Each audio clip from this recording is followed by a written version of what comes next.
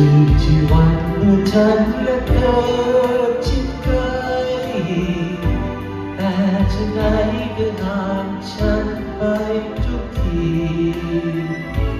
ช่างไม่มีน้ำใจใหญ่ดีต่อไม่คลีสัมพันธ์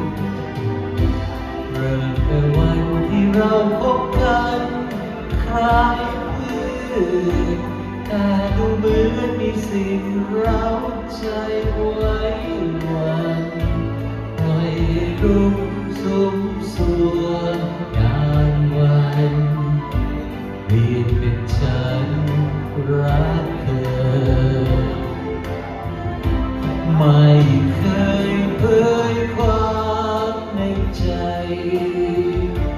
หากวันใดเผยใจกลุกเกินเฝ้าคอยแต่หลงละเมออยากให้เธอห่างไกลอยากให้เธอได้มองเห็นใจฉันหน่อยแต่เพียงน้อยคือหนึ่งที่เคยชิดใกล้จะคู่ควรเสมอเธอเพียงใดสุดแต่ใจของเธอ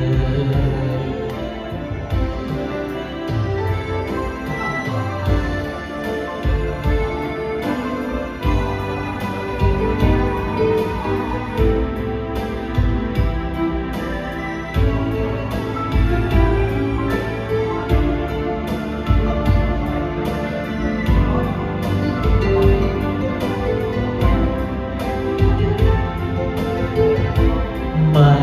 เคยเผยความในใจหากวันใดเคยใจตัวเกิน